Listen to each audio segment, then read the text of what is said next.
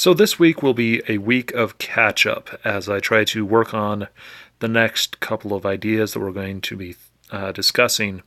Really, it's going to be about conventions and the lost tribe of arcade collectors. I hope to show you some really cool stuff from the Emerald City Comic Con, both what I've discovered already, and then during the Emerald City Comic Con, I want to show you what it's like to be there. And that's going to be a bit different for me because I don't know how I'm going to do the entire setup. It's always a very long and kind of drawn out and very, very tiring process. So, speaking of which, this video is almost done with I'm almost done with Tuesday, and the reason why I haven't been able to even get to it much is Friday night I finished the video, I went to the temple, I went to dinner with my parents, and at Applebee's I had some cherry Pepsi, which honestly, it's cherry Pepsi. Why would it hurt me? But I ended up just terribly ill. I threw up and it looked red, so yay, I've got a sore throat right now. I think I finally started to recover on Monday, so I am playing a lot of catch up. I've got some other stuff I got to do as well, and this is just me going, okay, this is as far as I can go. Anyway, this week will be more on things I found after I made the videos. So today is going to be more sources. The next video will be on more timelines and more things I wanted to discuss from video game history or video game controls. And then I'm going to be looking at video game controls directly, both video game controls I'd like to see in the future, or video game controls I expected to happen, or video game controls that didn't get covered but probably should. So there we go. Lots to talk about, but tons to go through. Okay. Today we're going to talk about more sources and how they are important to, you. More sources I have. So here we go. NES Maker came out onto Kickstarter after I made the video, so I simply didn't have a chance to show it to you. And they just finished their Kickstarter, so I thought it would be fun to talk about. This is a game-making program where you kind of design the characters and control how they're being made and stuff for NES games. And literally you could load this onto a cart and play it on your NES. That's how they designed it. So it is a bit of historical engineering to do. And the best part about it is it will give you an idea of what it was like to design a game for the NES when you weren't a programmer, when you were just the graphics guy or you were just the design guy, what it would be like, where you couldn't just go in and be like, okay, I'm going to program this. They've hit all of their goals to the point that they actually set $256,000 as a goal, where they would, make sure that you could even map everything to different memory sources, and they hit it. They hit all of them. That's really impressive. These are actually guys from Seattle, apparently, because I've seen them seen them at shows multiple times. They've done interviews. I've talked to them. It was pretty cool, and it's kind of weird to see them so successful and stuff, because you don't think, oh, hey, that guy, I know that guy, yeah, and then find out he's successful. Like, well, half of the popular people from Seattle, I've met, I've seen at shows and stuff. I've had conversations with. At no point am I thinking this guy's famous. Know what I mean? And NES Maker is just this great resource if you want to go into the NES days and just see what it was like, what your restrictions are, how you need to prepare things for such a small cart. So it is a great bit of historical engineering, and I would be, and I signed up, and if I had the money, I would actually sign up for the full thing for it, but I simply didn't. But after Emerald City Comic Con, I might actually buy the full thing. It even comes with its own little player's guide on how to design your own level, or how to design stuff. So this looks like a major milestone for making games for the NES Maker. So there we go. Another site that this isn't a website in general. It's a website, or not specific, but more in general. Sometimes you need information and there isn't a lot of good places to check,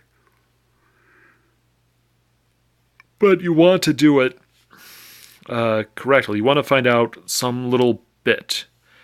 And what I found was emulation sites are major. This is actually a game called Battle of the Solar System, and I wanted to know what the control scheme looked like, because I've played this game. I played it in the arcade back in the day, but it has been literal decades since I really got to look at it. So I couldn't remember what the controls looked like or how it worked. So I couldn't put it into that one timeline. It's going to be mentioned in the next video and stuff, but this is a major component that I had simply no ability to show you. And I wanted to, but I couldn't remember the name. I couldn't remember anything. And then I found the name, and I was like, well, I need to know the control scheme. And I found an emulation site that had a picture of the control scheme. So that's a resource for you, is emulation sites. They just have random pictures, and they're really useful that way. Emulation itself, I honestly have a bit of a good and bad feeling about it. You know, I don't like it when you're using stuff that people are still using. Like, you shouldn't be emulating Nintendo games when Nintendo is still using those games. They're still selling the games, so you shouldn't be like, oh, well, they're done with the game. I'm good. It's out of print. No, it's not. It's still in print. They're still using it.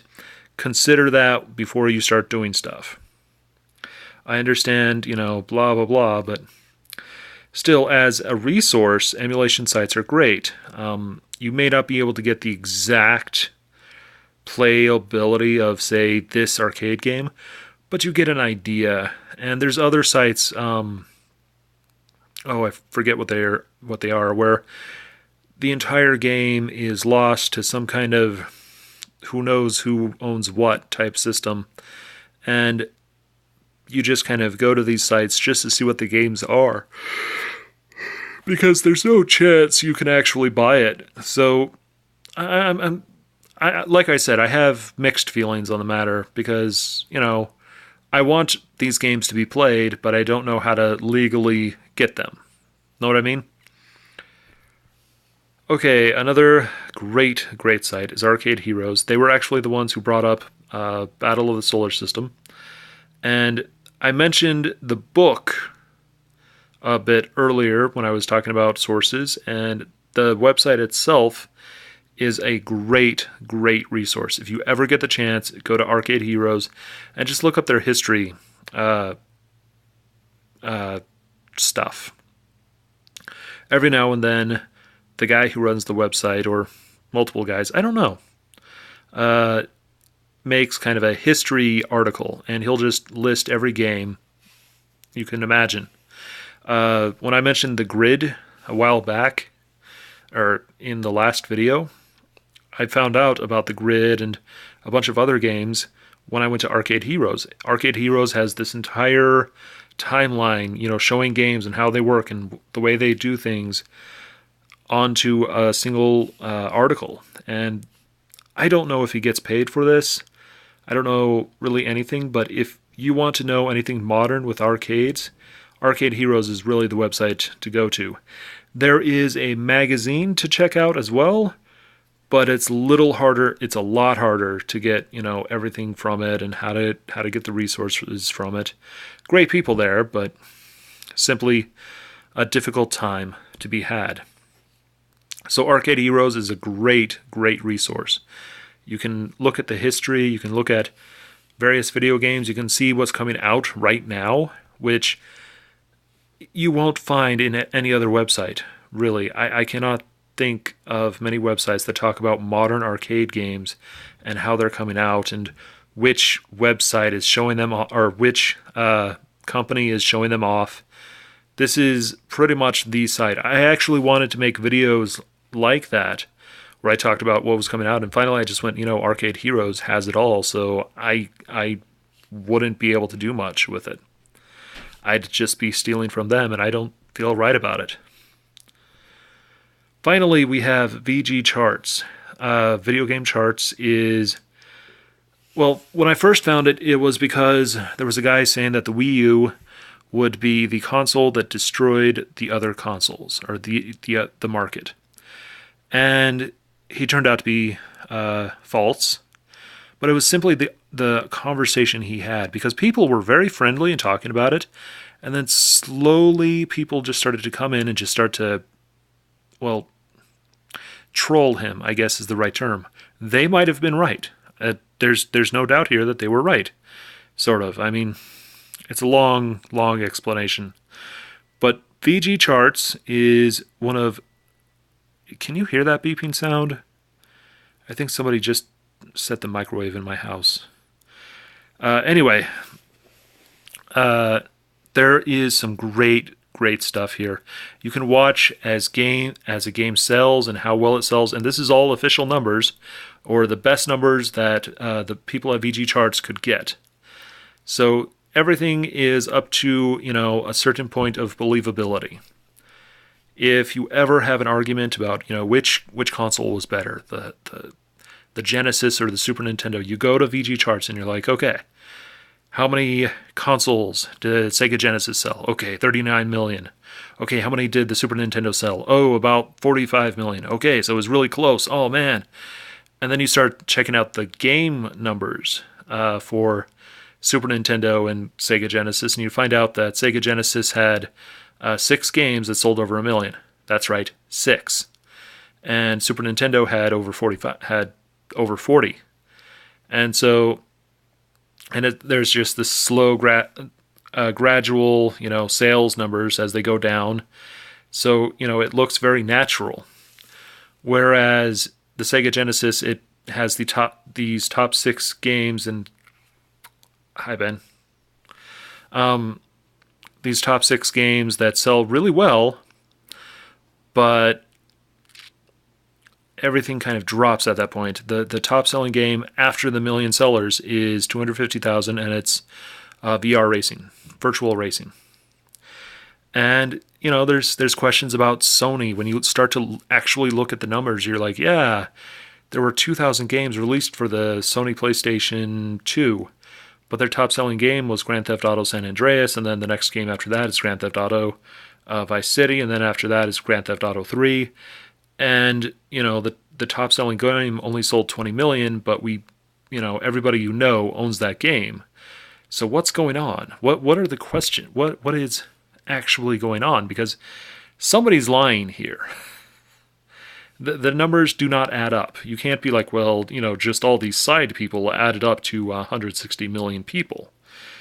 That doesn't work because there's nobody who really fits that description. That's you have to be really careful past that point. So this is a great resource to check things out and parse things through, but be prepared to go, okay, something isn't working. And then past that point, you have to really be careful.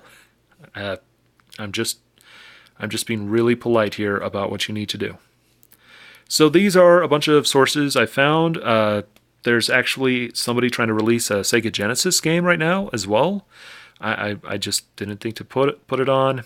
And, sometime later, we're going to have another week of, going back into more controls or more games or more resources, just because I do find resources a lot. So, I've been doing this research for a while and I still find stuff, so I'd like to share it with you. I'd love to do some YouTube channels. That would be fun. But, who knows? So this week is simply stuff I forgot or couldn't quite add on to the last couple of weeks of videos. So there we go. Oh, yes. My buddy Ben and I are having a conversation about space subways. Subway or how you would set up a subway system between various solar systems and stuff like that. Great conversation, but not the greatest for a video. Know what I mean? You know what I mean. Yeah. Well, bye now.